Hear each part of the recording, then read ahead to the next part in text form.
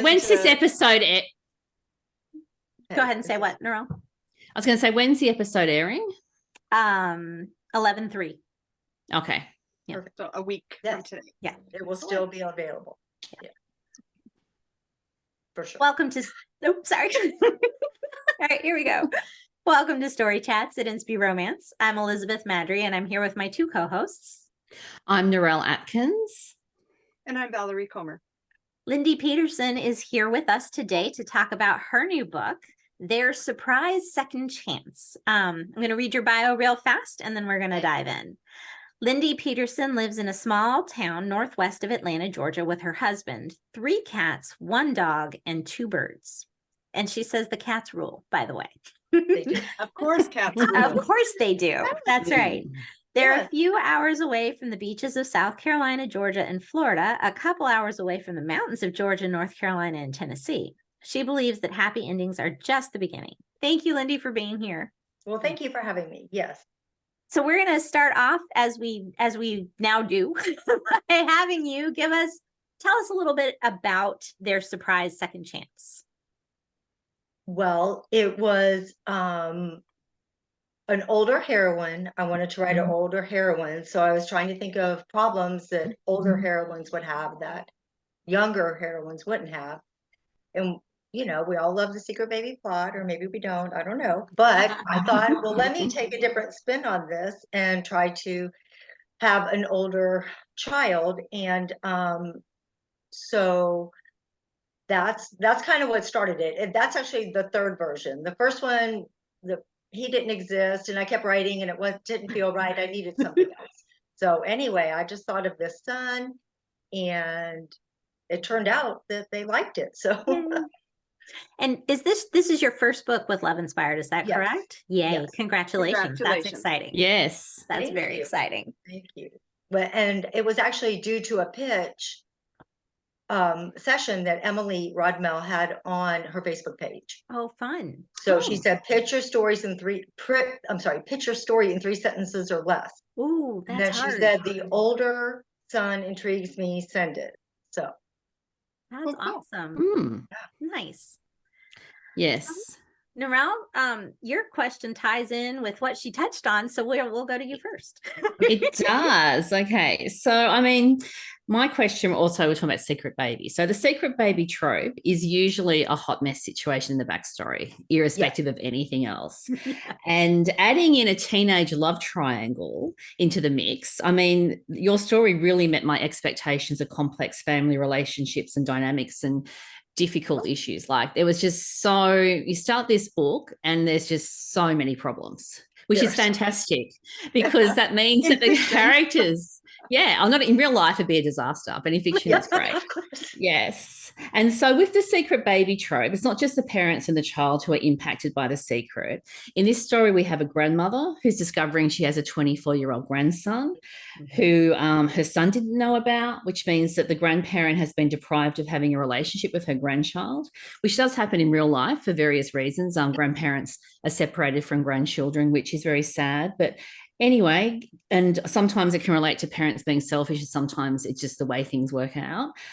So at the start of the story, without giving away any spoilers, let's talk about how a 24-year-old person who grew up assuming they'd never know or meet their father can cope and process with the whole idea of meeting and having a relationship with a new to them grandparent and extended family. Yeah, well, if I'm allowed to say this, I hope so. If not, I guess you guys have to edit feature. We pretty much let anything fly. So yes. Well, it's just interesting because when I went to my my mother-in-law's 99th birthday party in June, and she's doing very well, my nephew came, and he's 50-ish, maybe just turned 50, 51. He said, Lindi, you'll never guess what happened. And I said, what? He goes, I just found out I had a 30-year-old son. I was like, wow, come to life. It's like, seriously. And so he is thrilled. They are all getting along amazingly. The young man's married, thrilled to have met his father after all these years. And there's a lot of backstory with that I won't go into, but it just proved that it can have a pretty good happy ending. I wanted to I tried in the book to do, I mean, I hope I did justice to all the different things Narelle talked about, with Shelley, the grandmother, not being, she was overwhelmed. I tried to show that. I hope that came through. And, Definitely. she knew Nicole as a teenager, liked her very much. In fact, pretty much thought she was a better match for her son, but it didn't work out at the time. But she was very disappointed in her, and I thought, I hope I tried to show that it's not all peachy all the time, especially with Gavin's reaction to the news, without giving away spoilers. That And Gavin yeah, is the son. yes, Gavin is the son. Yes, yeah, it can have lots of different consequences to go lots of different ways. Yes. As a grandmother myself, I cannot comprehend. Like I'm trying to, but oh my goodness, that would be a really huge shock for sure. Oh, hello, cat. Tail. I thought that might happen. We Yeah, like it would cats be. on this podcast too, so it's good. Yes, we're like cats. Yeah, and so yeah, with my nephew too, his mom and dad, the son came down, and they even took my mother-in-law, so this would be her great grandson. Anyway, everybody was having a fabulous time, but yeah, it was overwhelming. I'm sure. I bet. Yeah. Cool. Yeah, so again, I tried to fit all those dynamics in there as best as I could. So I would say, and I think the other two would agree, because we talked about this some in our little chat that we have, that you really did run the gamut of, I mean, which is very realistic of the emotions that would be going through. It wasn't like, oh, okay, great, fabulous. There were in happy shiny land where it's like everybody just rolls with the punches. There are some moments of real raw struggle yeah. there. Yeah. Be a big shock, and yeah. And I tried with the hero to balance the elation of finding this out with the whatever anger, disappointment. There's so many things that would probably go through their head. Yeah, sure. Especially in the situation where the mom is alive and well and everything's good. So why didn't you tell me? And anyway, I guess read to find out. Yes, exactly. Yes. There is a good reason, I think, why she didn't tell him, which to me is sort of with Secret Baby, that's where it lives or dies for me, is there has to be a good reason why it's a secret. Because I didn't want to doesn't fly for me as a reader. Yes. And that's not Nicole's situation at all. Yeah. Right. But this is the one time Beth will say, I like to love triangle in the backstory of a book. I don't know if I go that far. That's what it relates back to. Yeah. So I found that really intriguing, the mix of the love triangle and the secret baby, as that you had me there from the beginning. Well, thank you. I was there and enjoyed it. Valerie? I don't know. I'm curious about that cat, Lindy. Can you snag that cat and give us a little introduction, or no? Well, that cat's probably trying to make a leap. That is my cat, that you can't catch her. No, we can see her. Okay. Yes, you can't catch her, but she sits in my lap, and there's another cat. Oh my gosh, we have them all over. Yeah, that's fine. So I just thought I saw it like right in front of you, and I thought, I know our people like. Yes, she's our 6-pound cat named Casey, and then we have a 23-pound cat named Trevor, which we will not see, and then we have Nessie, who's crawling around right here, and she's very curious. So, so if we see someone, it'll be like the Loch Ness monster, just a little glimpse and then gone. Yeah. And she looks like a lion, like her face she's my lion cat. So, anyway, awesome. Yes, we are definitely cat people around here. That's excellent. Yeah. So let's talk a little bit about family heritage and stuff like that. So Nicole left town after high school, and she has not really returned to the family's heritage home since her dad died. And as I recall, that was like 20 years. Right. So it's been a long time since she was back in town, and the house has been rented out. So now she is back to prepare the house for sale. and also because she knows she needs to talk to Adam and introduce him to his son, their son, Gavin. So there's a lot of family heritage in Hawks Valley, Tennessee. So let's talk about that heritage connection and why she held on to the house for like literally 20 years before deciding to sell it. And what kind of inspiration did you have for that family setup?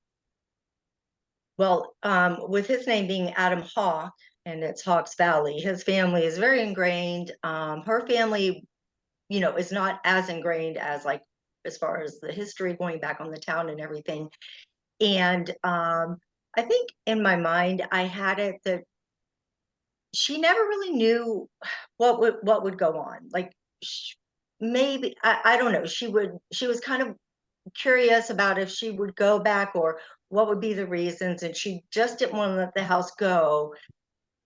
And then, though, when the accident happened, well, that's in the first chapter. Everybody knows that. That's not really spoiled. Mhm. When the accident No happened spoilers. with her son, and so I tried to, I think, create. Although I'm very much a pantser, and then I have to go back and look, and it's like, oh, that makes sense. But I think so. I tried to create a juxtaposition with her. Well, she's got to come back and talk to Adam because she needs his help, but she's going to sell her house. So I need to do this, but I got to go. Like it was just that. And she didn't have any sisters. She didn't have any other family. He is Right. very ingrained in the community. His whole family's been ingrained in the community. They have a celebration now every year for Adam's father. So she never really felt that connection like he did or would. So even I though think their family owned like the house in town that everyone. yeah, it was a very nice house, but it wasn't, you know, it was never known for anything. It was just the pretty house on the corner, Okay. and I had a lot of memories for Nicole. You know, she had a lot of childhood memories there, but I think she felt separated enough that she could let it go. Yeah. She thought. Anyway, so We don't need yeah. to tell readers how that part turned out. No, but we do have a full circle moment, right? If you Yeah. Yeah. So, but yeah, I think, you know, part of the thing was she especially with the way, you know, Adam was her, you know, good friend for a long time in high school, and she felt so much more for him, and she just when she left, she left. Yeah. Yeah. Apparently. Taking all her secrets with her. All of them. Yeah. Yeah. But it made sense why she left. And I could understand why she had so much angst when she came back. And yeah, there was a lot of emotion and a lot of baggage to unpack when she returned. And she was what, 18 when she left, and 19 when she gave birth. So I mean, you're young, you don't know. Like if you can go back and redo a lot of things, you know, when you're that age. You think we're super mature at 18, 19. Right. Yeah. But, you know all the answers, you just don't realize you don't actually know the questions. Exactly. Sadly, that is kind of true. Yeah. Cool.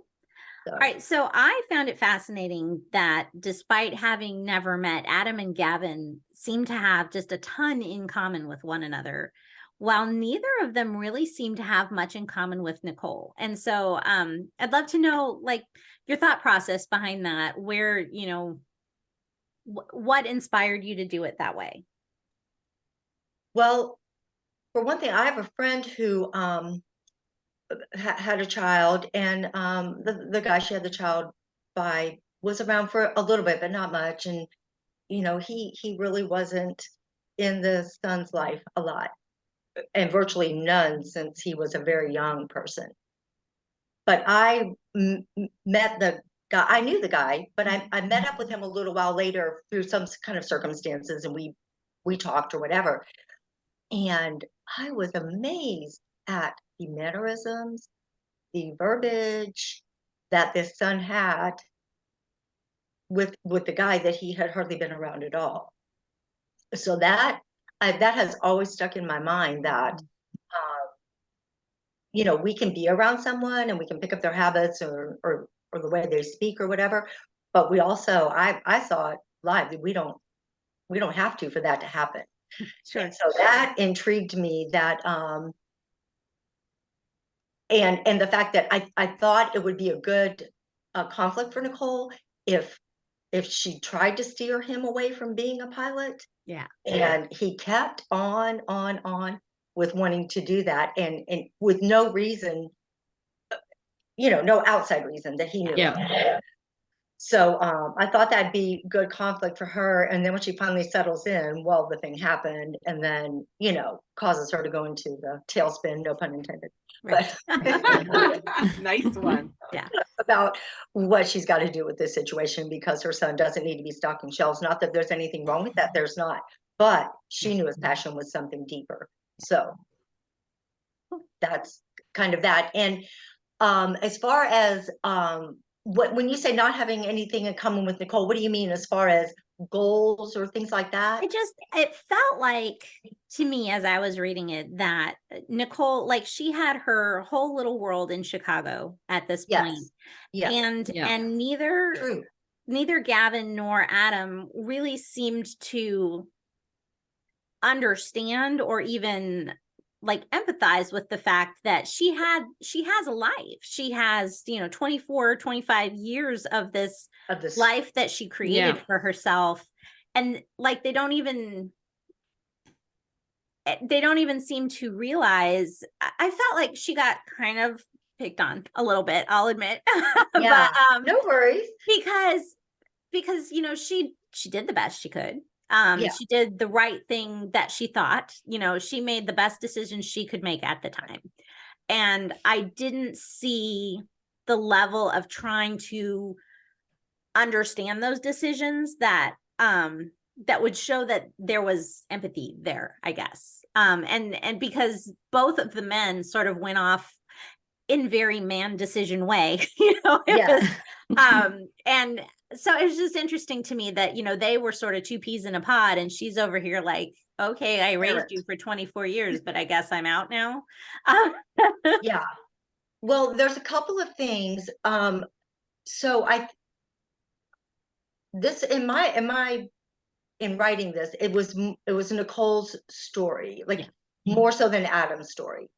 So, and going back and look, of course, there's always some things we'd like to change. That's why I never read the books right again. Yes, After they're published, once they're like, done. okay, But yeah, I think it was more her story, and I was more focusing on how these two men would interact, if they would at all. And so I'm not sure if she was just so, I don't know, wanting to see them together, when it was her point of view and all that, that she just focused on making sure that her son, and I think I was writing from that she would do anything to do that, and that was probably the focus of the story. That makes sense. That totally, yeah, absolutely. So, and and see, she's got an adult son. He's young, but he's fully adult. Yeah. Can make his own choices. She has no jurisdiction really anymore, other than what he grants her. Right.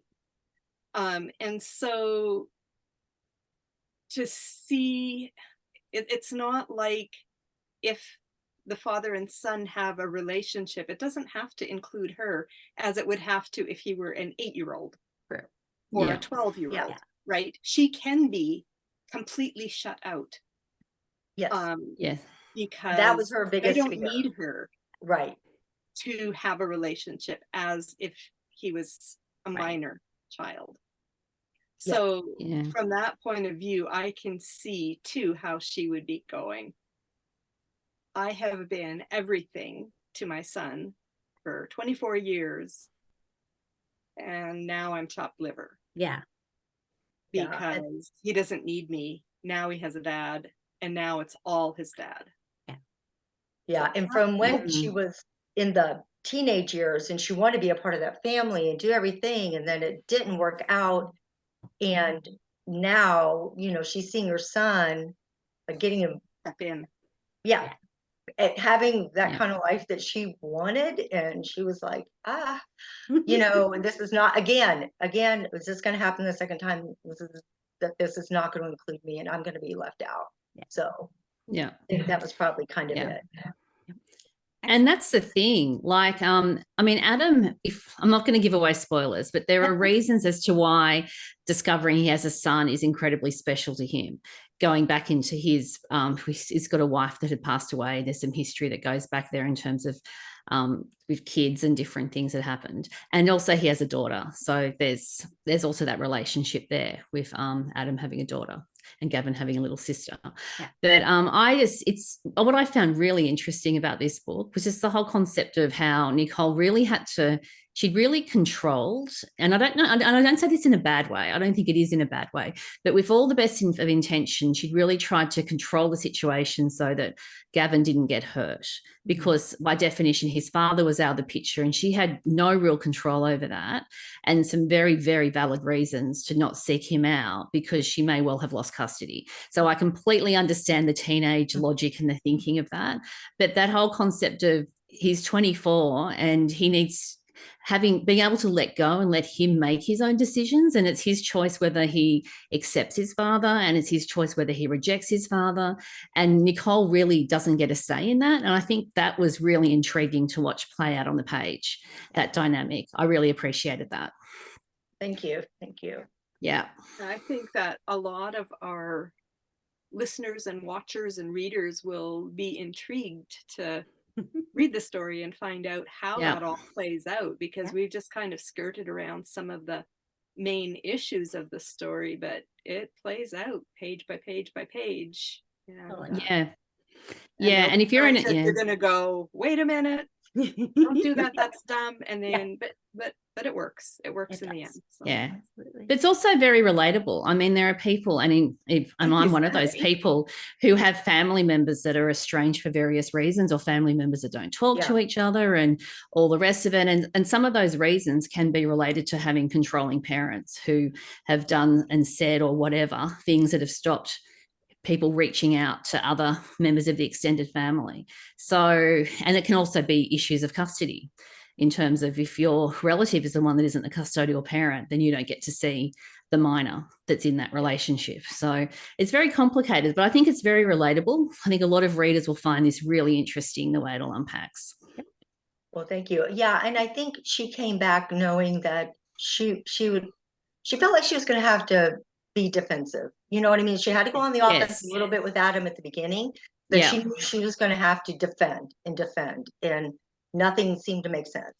She could say it out loud and it sounded trite or it sounded unbelievable, but it was the way she was when she was 19. And so she was like, she felt like her back was against the wall, but as a mom, she would do anything for her son. So that's kind of the crux of her decision making and things like that. No, I completely understood why she would be concerned about being judged as well for what she did, despite the fact that if you look at the big picture, she probably did what most teenagers in that situation would have done. The logical thing was to run away for a whole bunch of reasons. Tell us a little bit about what's next for you, Lindi. What's coming up? Well, I sent another full manuscript to Love Inspired about Rachel, the coffee shop owner. Excellent. Oh, cool. Yeah. So, I mean, they haven't contracted it yet, but that's done and gone. And then I'm working on the third story about Lark, who runs the dance part at the Woodvale Lodge. So, I'm just trying to get that done, and I'm not sure what's going to happen next year. I've got a couple of other indie ideas I'm working on right now, but yeah, I hope to have, announcement if they buy the book. I don't know. They have to see a whole book. So and if they don't, if this book is not for them, then, hope to have another one ready to send to them. So.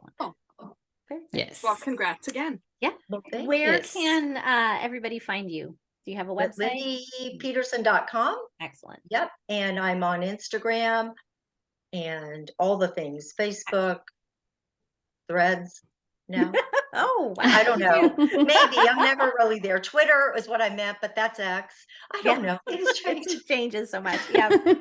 Excellent. All right. It all changes. Yes. Well, So- thank you so much for hanging out with us today. And Well, thank you guys for having everyone me. for watching. Let us know your thoughts. If you've read Their Surprise Second Chance by Lindi Peterson, let us know what you thought. If you're going to read it now, let us know that too, because I always love hearing that we're adding to your TBRs. Yes. Yes. You're gold. You can find information about the podcast at inspiromance.com/storychats. And if you're watching on YouTube, don't forget to subscribe and hit the notification bell so you never miss an episode. We will see you again next week. In the meantime, don't forget to fall in love with a good book. Bye. All right. Thank you. Bye. Bye. Goodbye, everyone.